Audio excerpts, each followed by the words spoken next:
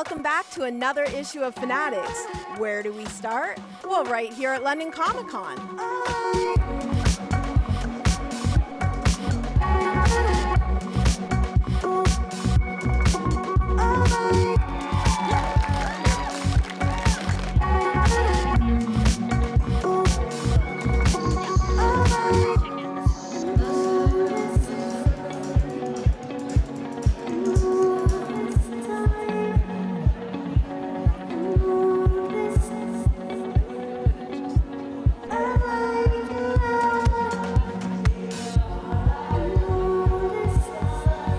I know you're coming.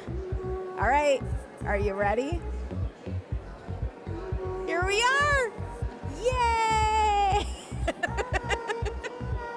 Did it work? Oh, I didn't know you were great. Well, there's my first blooper of that.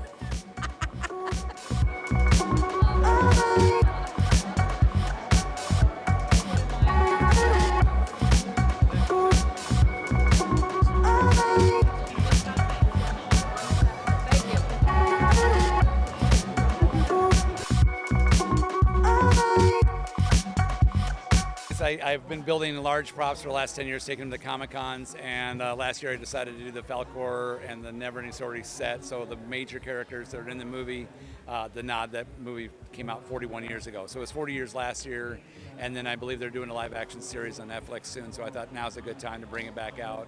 And it had a great response. People just remember that movie very well, and I had a lot of fun building them. So how do you find people take, the guests come by, they see this, it's invoking some kind of memories? Oh man, the range of human emotion, the sociological experiment I'm seeing here is amazing. That some people have tied this to all sorts of memories from their childhood. I've had full-grown adults just weeping. Some people can't look at the horse even. They'll cover their eyes as they come up. It's that kind of drama. It's amazing how much that affects somebody at a young age when they watch something like that. And of course, there is tragedy in the movie, and as I remind people, he is alive at the end of the movie. We try to make it a happy part. But I find what's most amazing is when they do try to save him or whatever, there's sort of a catharticism there, that they feel better about it. They actually try to help, and it's a good thing. So I've been taken aback by that. I was surprised how much he died. I knew it was going to bother people if I built it, but I was like, if I build him, I need to build the whole story. And I'm like, because I'd rather hear, you know what you should have done, instead of, I can't believe you did this. But it makes sense to do it. He's a good guy. It's 40 years. It's time to kind of let that go. It's like, it's a weight that holds on you. I hope it brings back a lot of great memories for people, and that's what I like to do.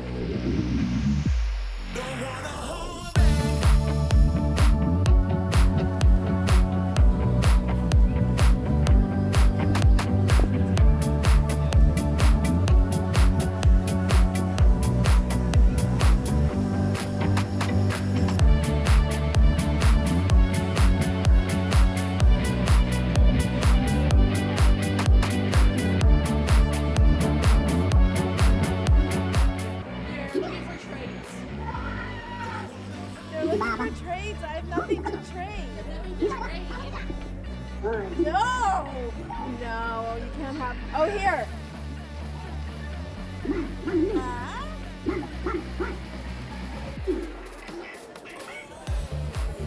Do I get to do this?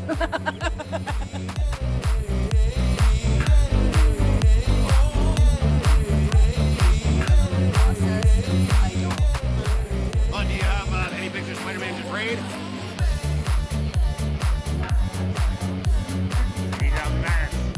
I'm just here enjoying the energy, enjoying the vibe, enjoying this community. I'm just enjoying everything. You look as gorgeous as ever. Every time I see you, you're so unique. Thank you so much. I have to shout out the person who created this outfit, Bunny Tush Cosplay. Definitely check them out. And they're just incredible. I love all the inclusivity that's here this weekend. Oh, 100%. London Comic Con's been nothing but lovely, and I'm just so grateful for them for giving us this space.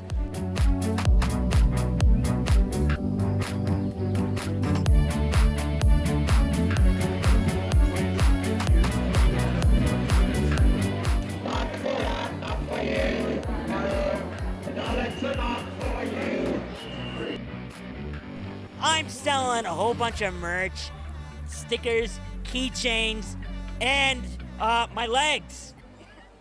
Oh, I saw you riding Falcor, and that was pretty dope. Oh, dude, it was great flying in the sky like that. Jeez, we got McDonald's after. It was nice. It was nice. After you rode, you got McDonald's? Oh yeah. We just drove into the parking lot. Well, flew in to the parking lot. To drive through, yes. So tell us, what do you think of coming to London Comic Con? Oh, it's great every year. The people, the cast, really great. Really, the crew is amazing. I love it every year.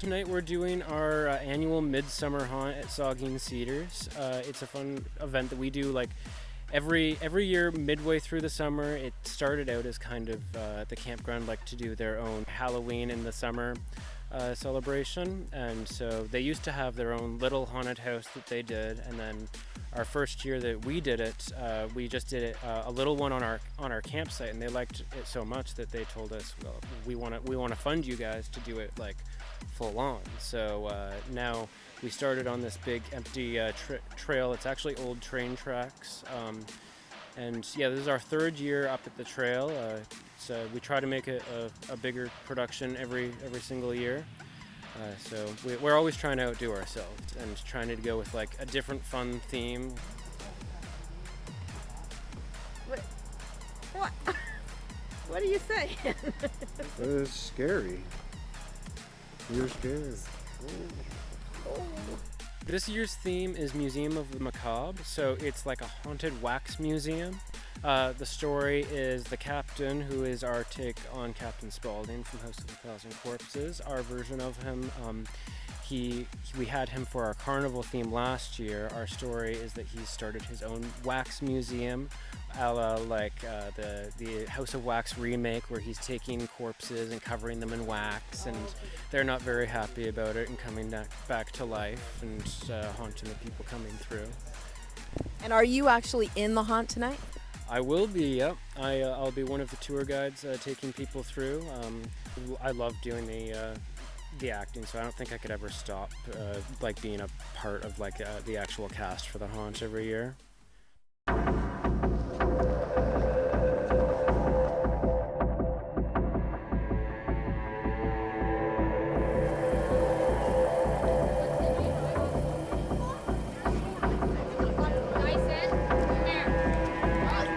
So, are you excited about today? Oh, I'm very excited. So this is our second time coming up here, and I've been waiting for this for a couple months, so I'm super excited to go in there because I love scary stuff. Do you like scary stuff? I'm excited to go in here. Yeah, it's just I'm probably gonna get scared a little bit, but I'm excited. What about you? Are you scared? Yeah. But they're really nice people in there. I'll probably just be like next to my mom and dad though. Woo! Happy birthday to me!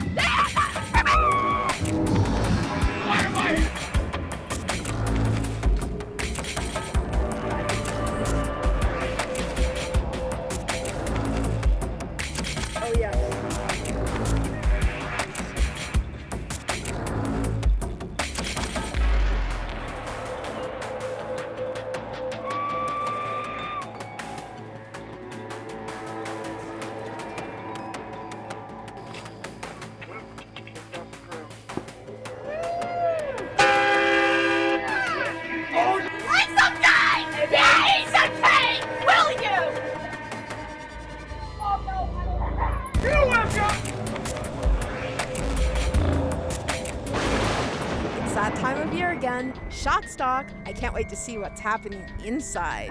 Rah.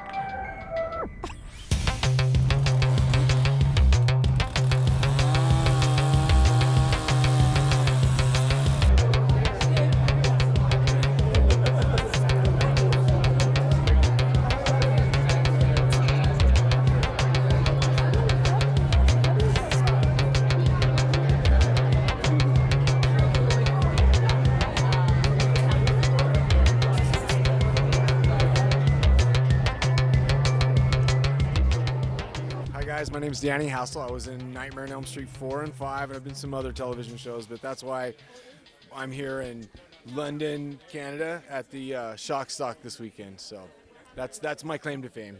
I was killed by Freddy Krueger. So tell me, when you come to conventions, what do you like to talk about with your fans? Funny stories that happened. I kind of repeat stories, but because I haven't been to all the cities, I get to tell the same funny story over and over. So that's what things like that. Like the first time I ever saw Robert in makeup, it was a great, funny story when we were filming that day. But that's it. And then I like to hear what, like a lot of people are at the age group, I like to hear how they grew up with our movies, so it's pretty fun to see that. I was an actor. I got into acting, and then I auditioned for this, just like everybody, like a regular audition. Like, you get the size, and like, hey, have you ever heard of Nightmare on Elm Street? They're casting for another one, and out of all the dudes, I ended up getting it. I met with Rennie Harlan, the director. I met him probably the second week, and then when I read for him, he just came out of he was like, I want you to do it just like that every time. And I knew that he was really, so I ended up getting the role pretty fast. We're working, and the movies are never shot in sequence, so Robert was doing I don't even know what part of the movie he was filming, but we as a cast were filming on this side of the set. And then this is some outdoor stuff. Well, right next to us was an elementary school, so like kindergarten to third, fourth grade or whatever.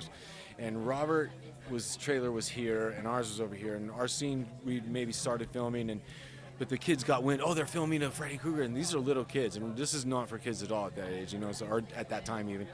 They start getting on the fence. All right, Freddy, and they want to see him, and they're little kids, and now it's like recess, and they're like on the fence. Freddy, like 30 kids. Freddy. Robert opens his trailer door, kicks the door open. He's in full character, his fake teeth, greasy glove, comes out, just kicks the door, whoa, comes out, and saunters out, and these kids went crazy, man. And the older ones were like, they weren't sure. They didn't run off. They're like, is that dude real, man? But the little ones, they were like teachers' aides running everywhere. I was like, but even for myself, because I was like, whoa, he looks odd. I'd never seen him in full makeup, and this is '88, so that was pretty high-tech stuff.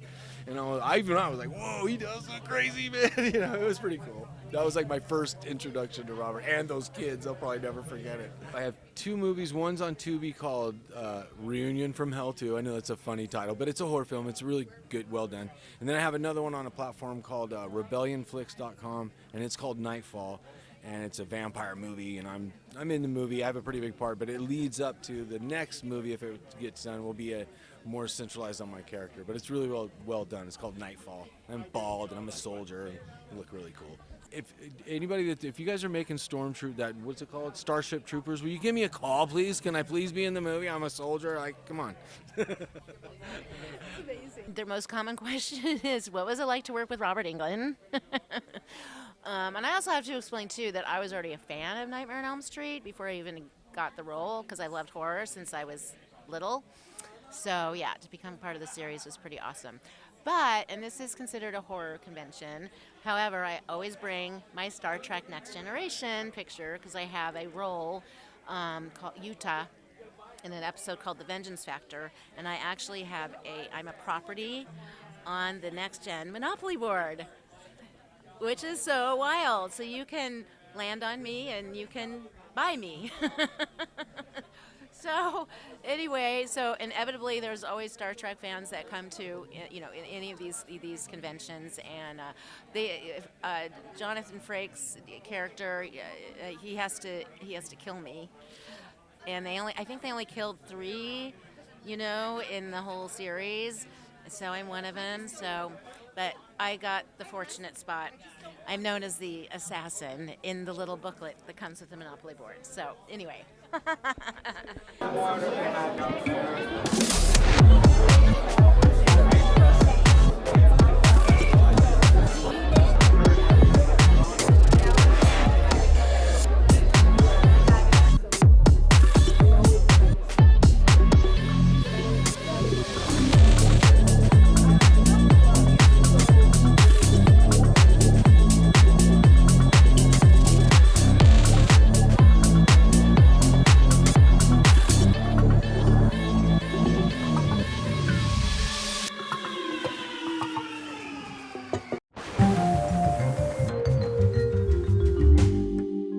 What do you think about your fans? I love the fans.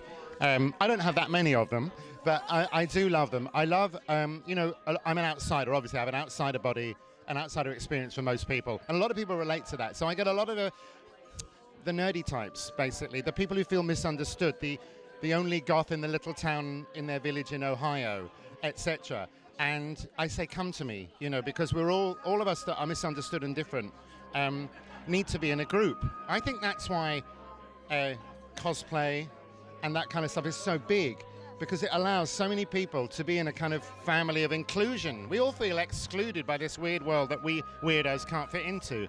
And so a lot of my fans are those sorts of people, and I welcome them, and it's such a joy to be able to help be part of a family. It's funny, you're saying exactly what I say on the show, which is cosplay encompasses everybody. No body shaming, no bullying. Right? We want no body shaming, no bullying, exactly, and everybody can be something, There was actually a conference, although I didn't see him, where someone dressed up as me, and I was so honored by that.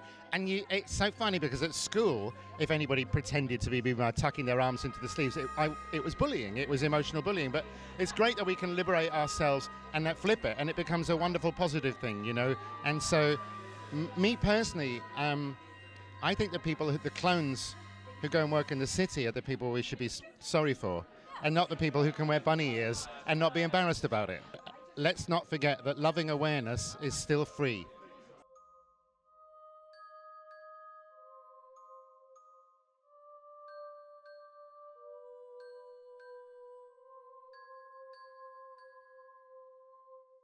What is it about our fans that you love? Oh, I love your, let's see, A and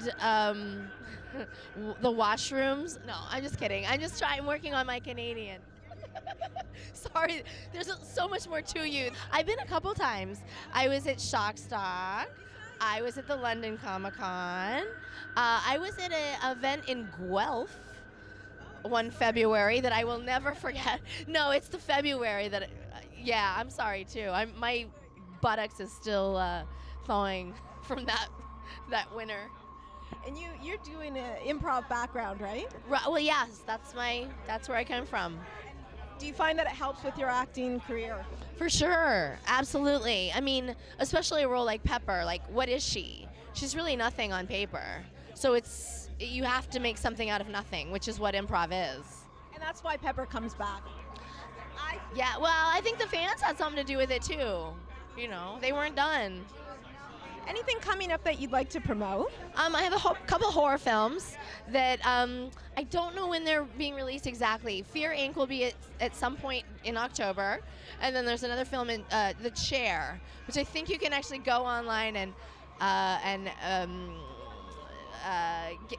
try to get it in your city. Sorry, I have not had my coffee. I was about to say it's really early. It's very early. And even earlier in Los Angeles. Why do you look so good so early in the morning? I'm a great actress. And I love your shoes.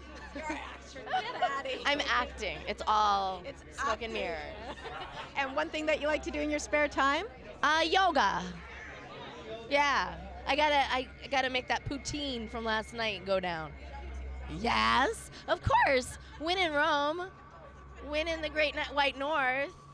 Oh yeah, I'll have it every day. I intend to go back twice my size. Well, good luck. Thank you. I won't need your luck, but I'm working on it.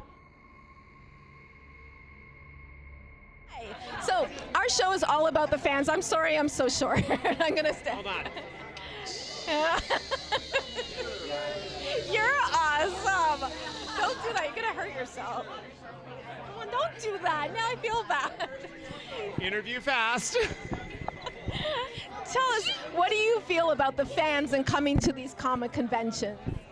Well, you never see drama cons. You only see horror cons, sci-fi cons, you know, places where people can cosplay, great cosplays. I love this Pokemon thing you're doing here. Because it's different. It's edgy. People like to be different. They like to live in an alternate reality, okay? Horror offers people a place for their darker, more id side, okay, to explore things. And it allows a space for people's creativity, for their extraordinary body narratives. Something you like to do in your spare time that has nothing to do with work.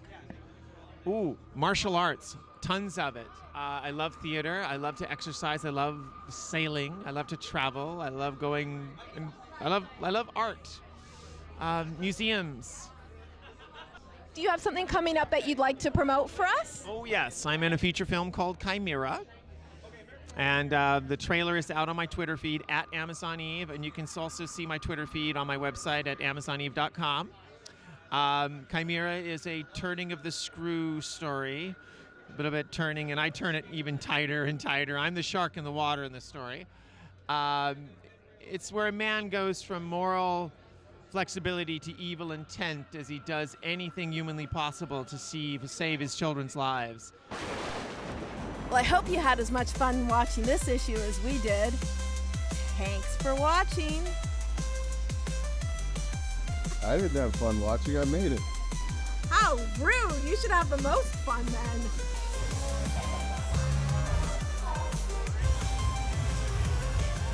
What am I looking at? Oh, ices? They're carbonated. Interesting. Protopage. Ms. Monroe. You take the girl, I go.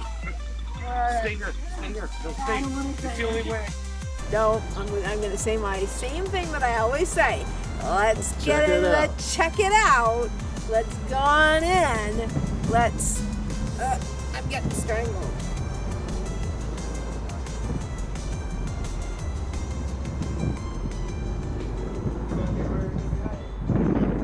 I don't even know what he said.